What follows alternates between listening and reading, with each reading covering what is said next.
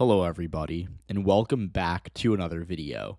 In today's video, we'll be taking a look at the 2024 presidential election, and I'll be looking at what I think are the three most important states. These three states, I believe, will decide the winner of the 2024 election, and are the only three states that I think really can truly be considered not only swing states, but bellwether, battleground, game-changing states. There are going to be competitive states other than these three states, but I think they're not going to have the same impact on the Electoral College that these three states are. So we're going to get into it. We're going to kind of work backwards. I'm going to start by filling out the states that we know are going to go one way or another. So for Joe Biden, these are kind of the normal states. Obviously, Washington, Oregon, California, Hawaii, New Mexico, Colorado, Illinois. We're going to put Minnesota in there.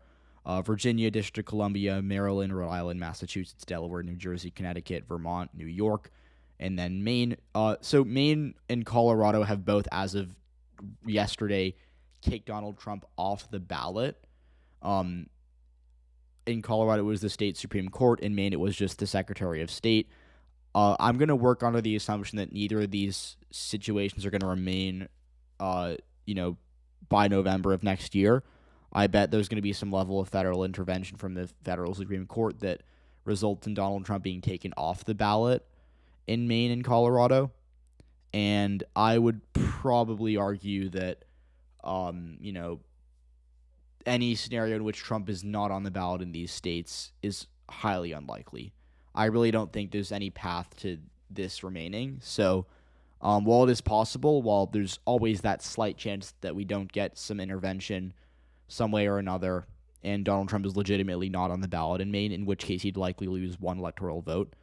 In Colorado, it matters less because there's not any electoral votes at stake for him, but in Maine, he would probably lose this one electoral vote. So either way, we're going to assume that he is on the ballot in those states, and we're going to give him, we're just going to kind of work around that. So obviously, he's going to get these red states. I don't really need to go through all of them, but we'll give him. Well, I'm feeling I am. You can tell it's been a while since I've done a Nebraska district map because I filled in the wrong ones. But we're gonna give him the normal states. We'll throw in Florida and Texas to kind of save time, and then we're gonna give him Maine second district. We're also gonna give Biden Nebraska's second as well. So then these states, I think you can make an argument for. We're gonna give Biden some more. I'm gonna say that for at this point, at this stage in the game, Michigan and New Hampshire aren't worth talking about yet. Trump has a path to victory in both these states. I think Michigan's a bit closer, but for now we're going to assume Biden wins them. And then North Carolina. North Carolina is a state that I know a lot of people think Biden's still going to win.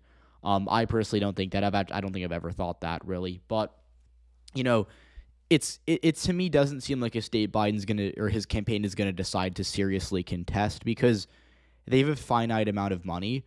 And they're going to be better off spending it in any of these blank 5 states, or even Michigan or New Hampshire maybe, than North Carolina.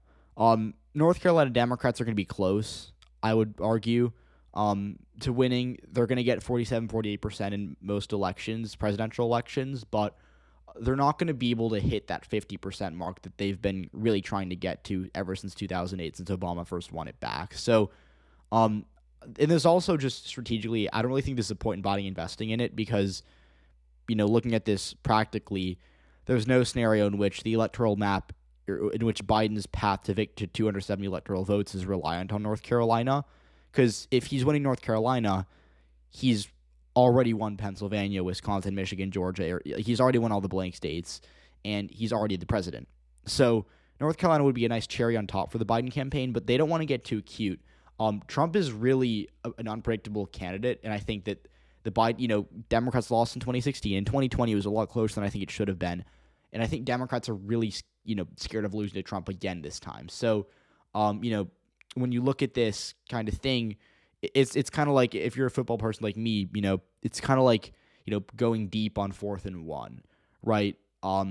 Maybe you can find some spot in the zone. Maybe you can catch the defense being too aggressive or playing too close to protect that 1 yard, but you're getting too cute, and usually you just want to make sure that you get the yard by running it on the ground or having a quick passing play.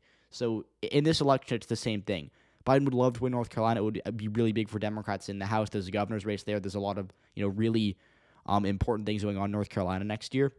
But it's not going to be a state that is going to really help Biden in any meaningful way get to the 270 electoral vote mark. So I would imagine he doesn't really seriously contest it. He's not going to obviously not try. I bet he goes there a little bit. I bet he runs ads there. But generally speaking, don't see a scenario in which Biden, unless something changes, unless the race gets less competitive, is in North Carolina that much. So that kind of eliminates that. And then we have these 5 states. And now it becomes a game of looking at the electoral votes in each of these states. So it's not going to be Nevada, because Nevada is 6 electoral votes. I think both candidates would like to have it. They're both going to try to win it. But it's 6 electoral votes. You can do without it.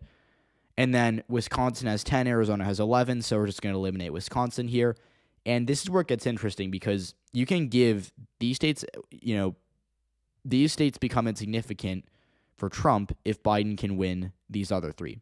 And then the vice versa. If you give Biden both of these states, but Trump wins these, Trump's the president. So, Nevada and Wisconsin are nice, and they do have real upside. Like, obviously, I'm not saying they're not important, but I think that these 3 states really hold the key to the presidency.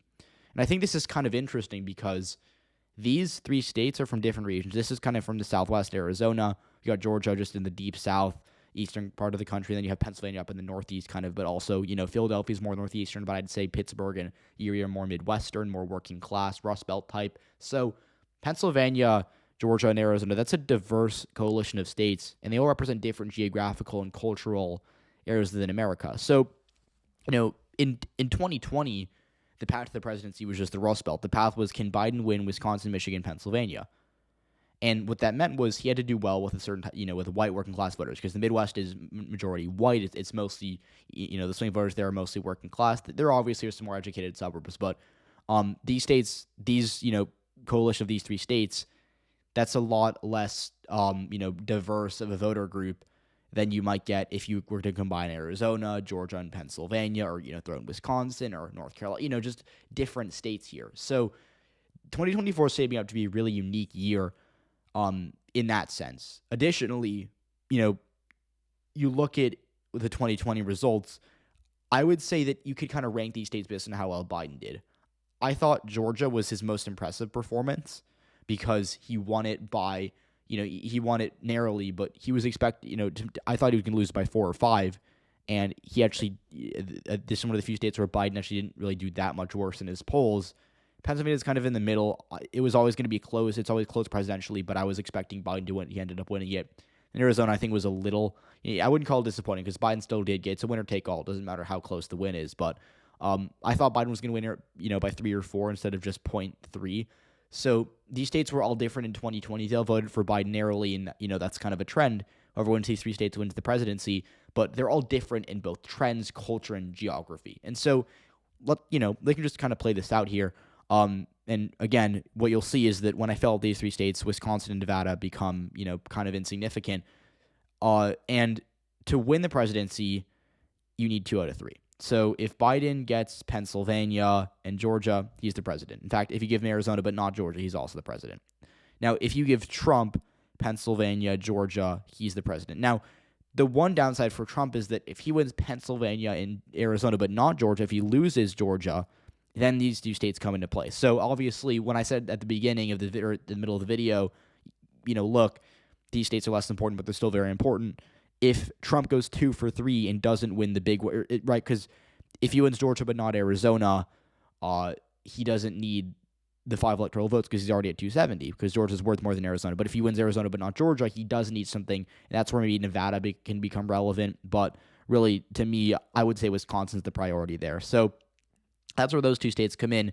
But again, like I said, they're not going to matter if we get a more clear result. If we get a sweep, or if Biden can win any 2 of the 3, or no, sorry, Biden can also not win any. This is the third scenario that I wanted to talk about. I just kind of let it slip out. I wanted to talk about it a little later in the video, but what you'll see is that if obviously a sweep of all 3 would give both Biden and Trump the election, and then it kind of varies based on which states you give. Obviously, Biden would benefit more because he's starting out with 241, not 235. But assuming, you win Pennsylvania and Georgia, you're the president.